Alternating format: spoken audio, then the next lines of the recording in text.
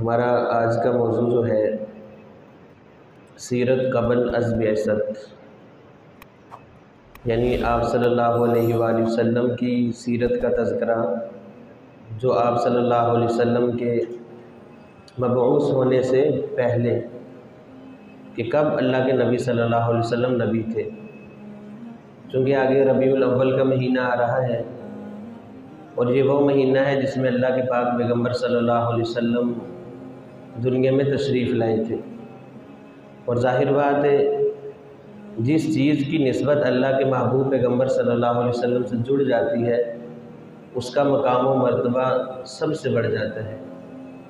یہی وجہ ہے کہ ہمارا اہل سنت والجماعت کا موقف ہے کہ اللہ کے پاک پیغمبر صلی اللہ علیہ وآلہ وسلم کے روضے مبارک میں جو مٹی آپ کے جسم سے لگی ہوئی ہے وہ اللہ رب العزت کے عرش سے بھی افضل ہے۔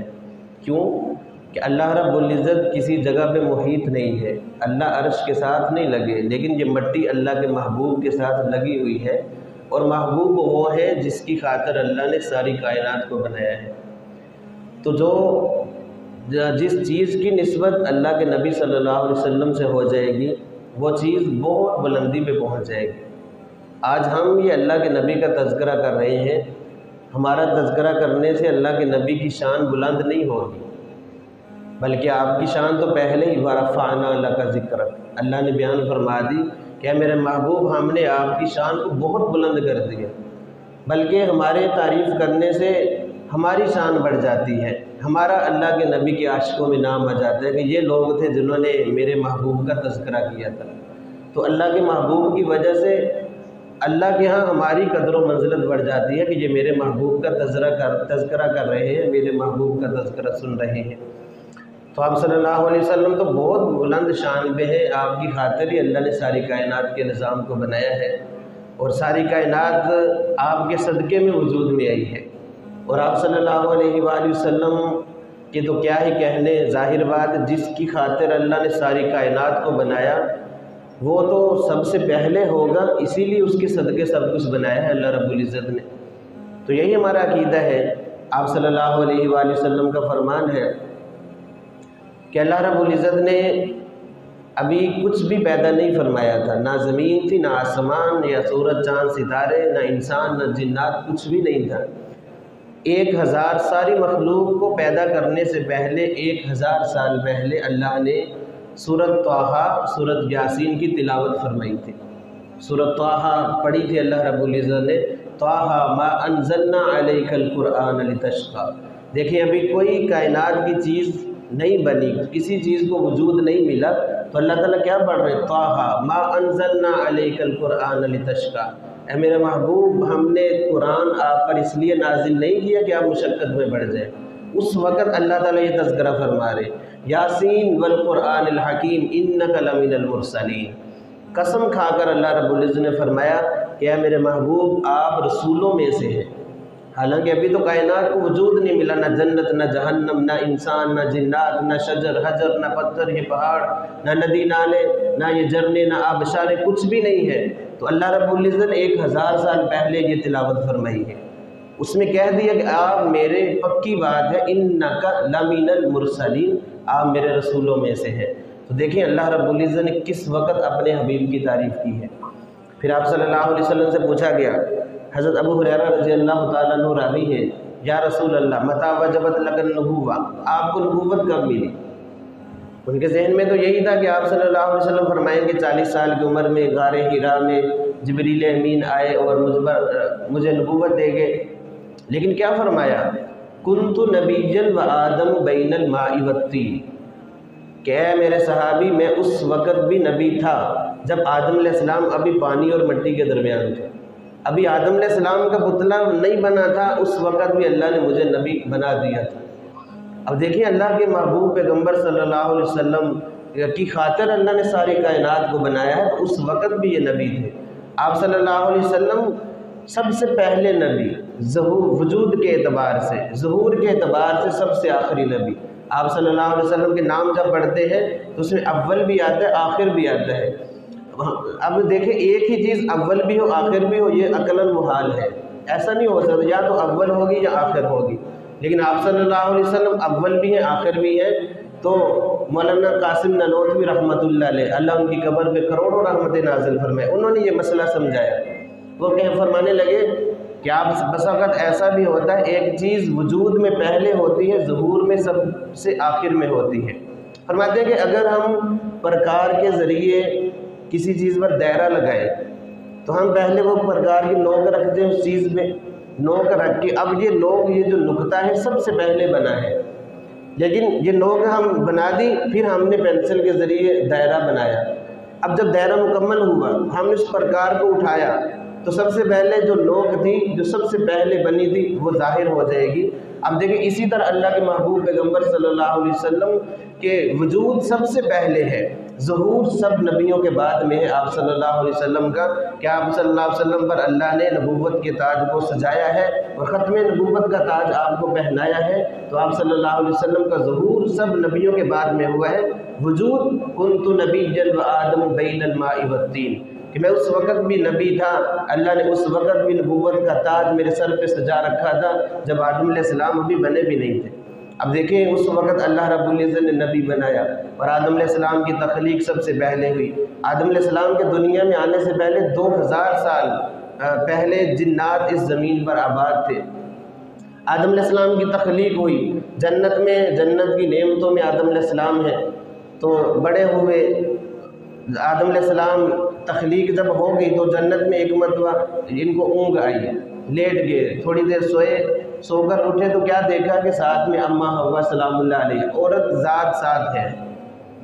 دیکھا کہ عورت ہے، اللہ نے آدم علیہ السلام کی پسلی سے اماں حوا سلام اللہ علیہ کو پیدا فرمایا اپنے امر کن سے۔ اللہ کا جب ارادہ ہوا، کیونکہ آدم علیہ السلام دیکھیں یہ اللہ نے اس وقت یہ میاں اور بیوی کا رشتہ بنایا ہے، یہ سب سے پہلا رشتہ ہے، سب سے مقدس رشتہ ہے، سب سے آخری رشتہ بھی یہ ہے، پہلا بھی یہ ہے۔ اب دیکھیں جنت میں جب سب لوگ چلے جائیں گے تو میاں بیوی وہ ساتھ ہوں گے، سب کے نکاح ہو جائیں گے، جن کے نکاح دنیا میں نہیں بھی ہوئے تو اپنی اپنی بیویوں کے ساتھ وہاں ہوں گے۔ جب کبھی دل چاہے گا عزیز و اقارب کو ملنے کے لیے، دل میں تمنا ہے کہ اللہ تعالیٰ سب کی میٹنگ بلا لیں گے، سب وہاں ملیں گے، تو اصل رشتہ میاں اور بیوی کا۔ اب آدم علیہ السلام دیکھیں جنت کی نعمتیں سب کچھ ہے، لیکن دل نہیں لگ رہا، اللہ تعالیٰ نے اماں حوا سلام اللہ علیہ کو پیدا فرمایا۔ اب اللہ تعالیٰ نے حکم دیا اسکن انت وزوجک الجنہ، اے آدم تو اور تیری بیوی جنت میں رہو۔ تو آدم علیہ السلام کے دل میں محبت ڈالی، اللہ رب العزت نے بیوی کی محبت کو ڈالا۔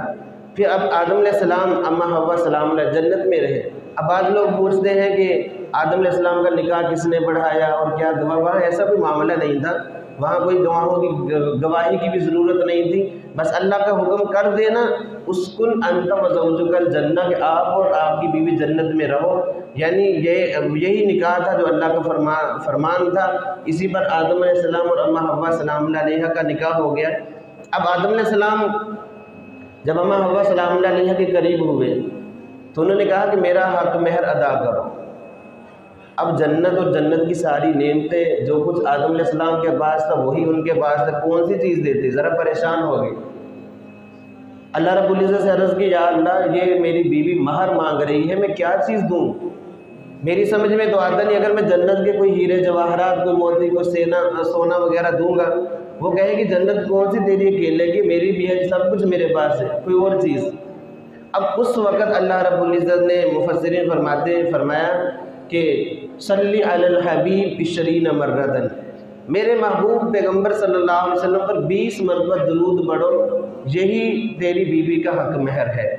تو آدم علیہ السلام نے اس وقت، ابھی دیکھیں اللہ کے نبی صلی اللہ علیہ وسلم تو بہت بعد میں ان کا وہ پیدا ہوئے ہیں، لیکن تذکرے جنت میں کب سے ہیں کہ میرے نبی پر 20 مرتبہ درود پڑھو، یہی تیری بیوی کا مہر ہو جائے گا۔ تو یہ اس وقت اللہ کے نبی صلی اللہ علیہ وسلم پر درود پڑھا گیا۔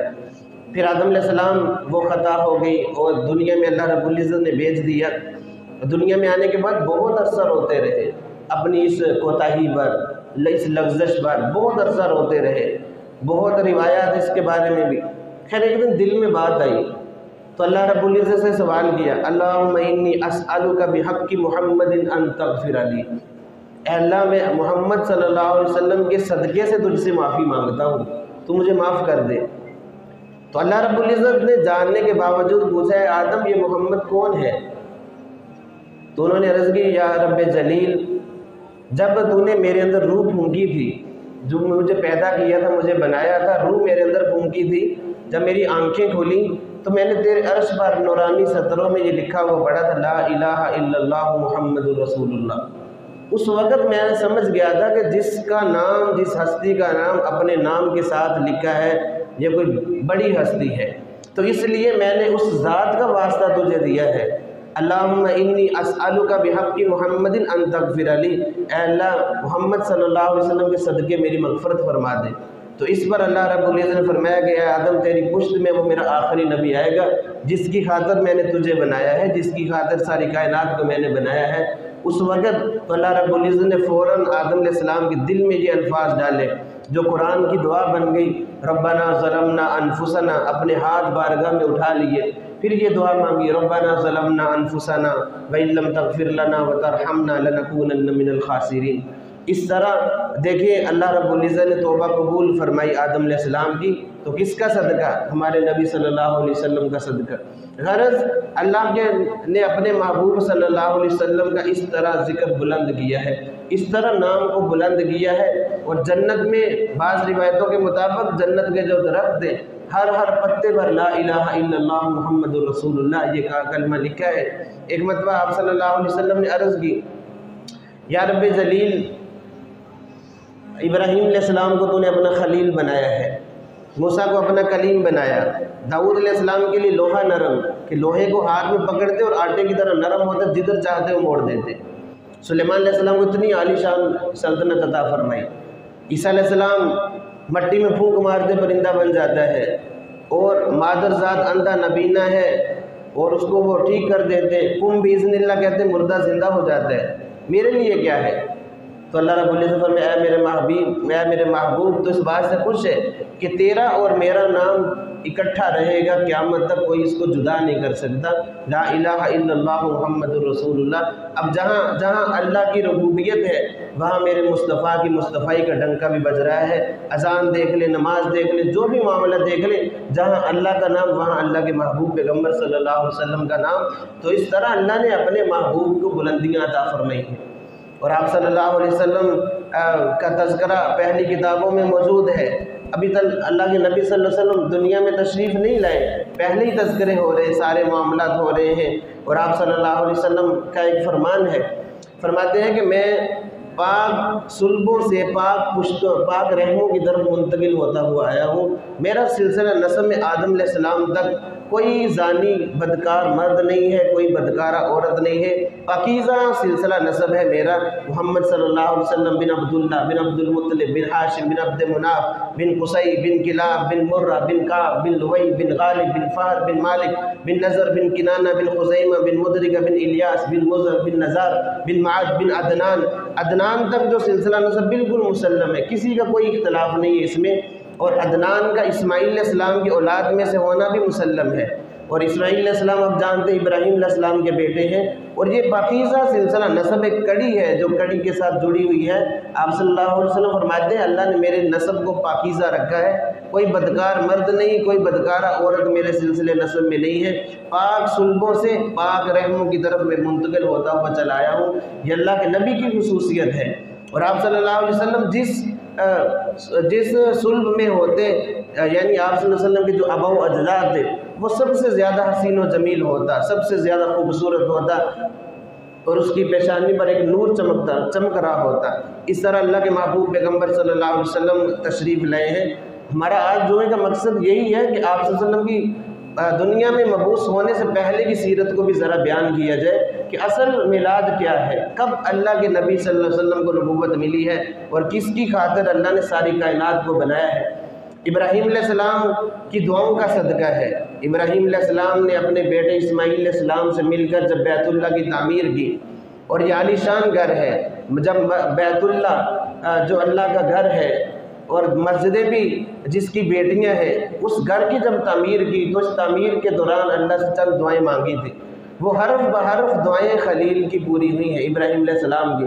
ان دعاؤں میں ایک دعا یہ مانگتے ربنا وبعث فیہم رسولا منہم، اے میرے محبوب، اے میرے رب جلیل، ان لوگوں میں اپنے ایک رسول بھیج دے، یعنی میری نسل میں اپنے ایک رسول بھیج دے جو انہی میں سے ہو اور کتاب و حکمت کی انہیں تعلیم دے۔ اور اللہ نے یہ دعا قبول فرمائی۔ ابراہیم علیہ السلام انبیاء میں واحد شخصیت ہے جن کو ہر گروہ عزت کی نظر سے دیکھتا ہے۔ انہوں نے دعا مانگی تھی وَجْعَلْ لِي لِسَانَ صِدْقٍ فِي الْآخِرِينَ، اے اللہ میرا تذکرہ خیر بعد والوں میں جاری کر دینا۔ ابراہیم علیہ السلام وہ شخصیت ہے، یہودی بھی اپنے آپ کو ابراہیم علیہ السلام کی طرف منسوب کرتے اور کہتے تھے ہم ملت ابراہیمی پر ہیں۔ عیسائی بھی اپنے آپ کو کہتے ہم ملت ابراہیمی پر ہیں۔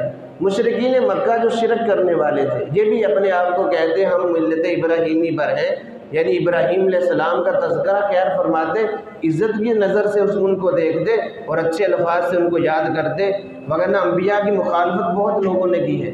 تو اللہ رب العزت نے قرآن نازل فرمایا ما کان ابراہیم یہودیا ولا نصرانیا ولکن کان حنیفا مسلما، نہ تو ابراہیم علیہ السلام یہودی ہے، نہ عیسائی ہے، نہ مشرک ہے، بلکہ تو وہ پکے مسلمان ہیں، توحید پرست ہے۔ اللہ نے سب کی نفی کر دی۔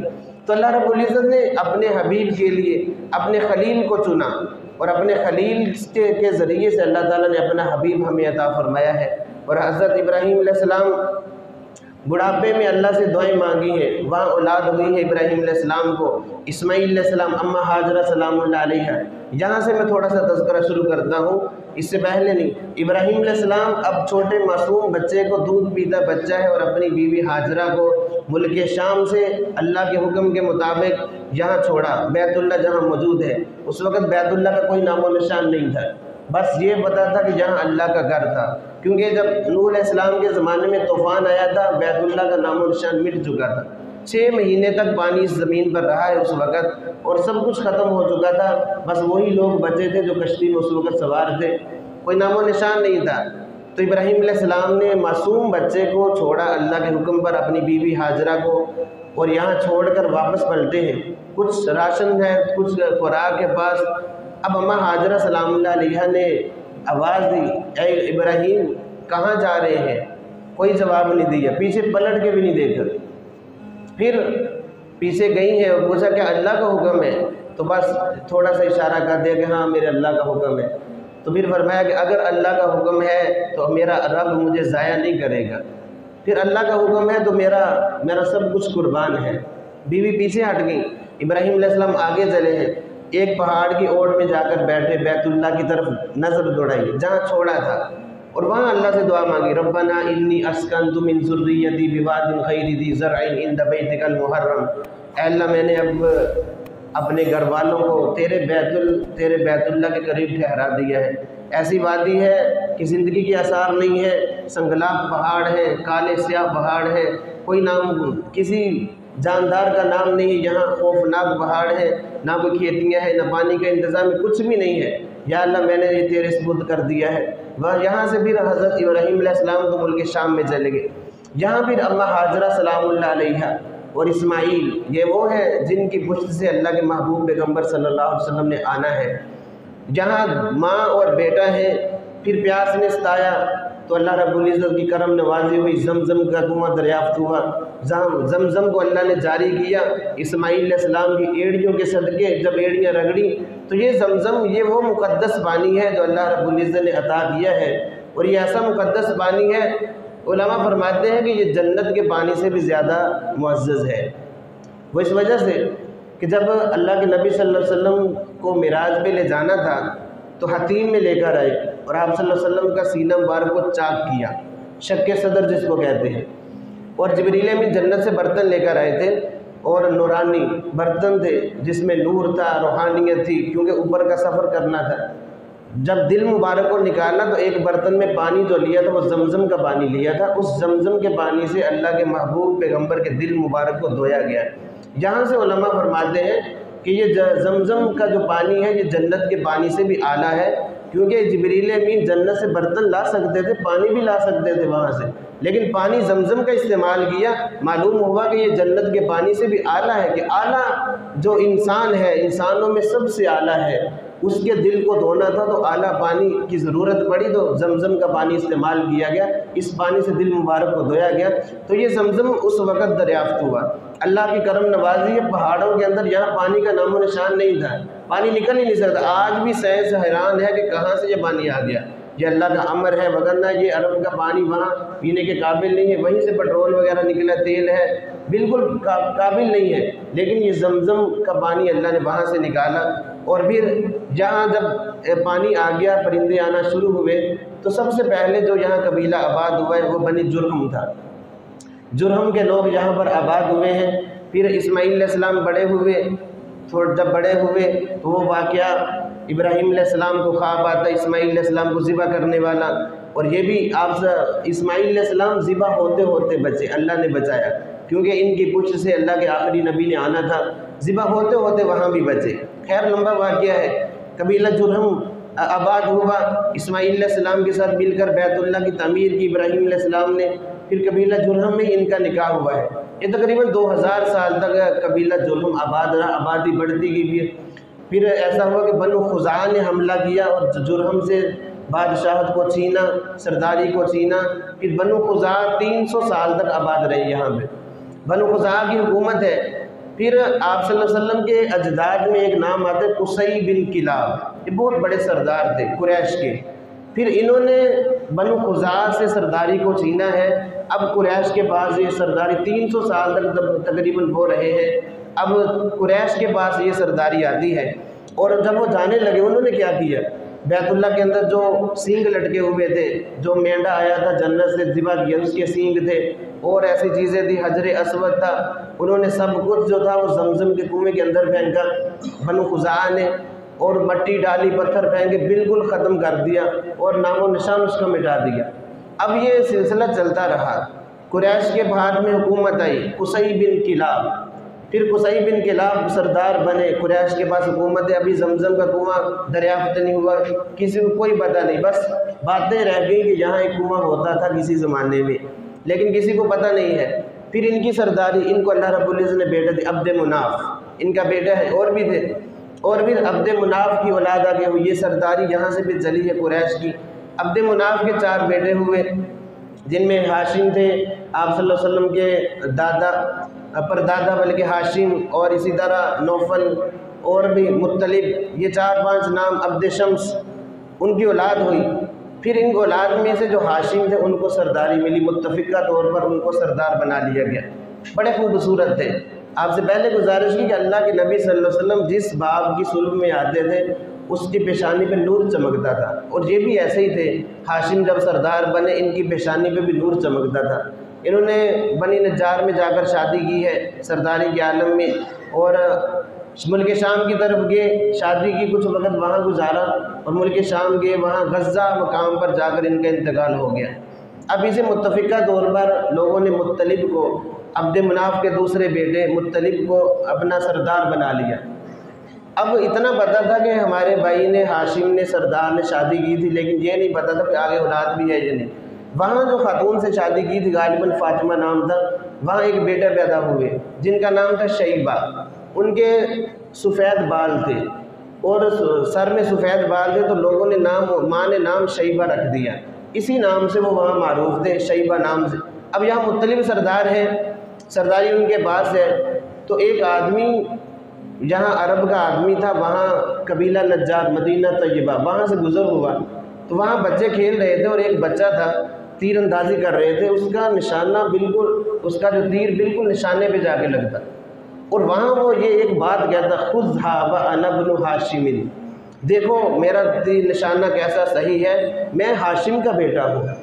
اب جب اس آدمی نے یہ تذکرہ سنا کہ بڑا خوبصورت جوان ہے اور بڑا نورانی چہرہ ہے، اور کہہ رہا ہے کہ میں ہاشم کا بیٹا ہوں، تو آ کر خبر کی مطلب کو، جو مکہ کے سردار تھے اس وقت، اور انہوں نے دارالندوہ سب لوگ جمع کیے، کہا کہ مجھے یہ خبر ملی ہے کہ مجھے لگتا ہے کہ میرے بھائی ہاشم جو پہلے سردار تھے ان کا بیٹا ادھر ہے، میں ان کے پاس جانا چاہتا ہوں، ان کو جہاں لانا چاہتا ہوں۔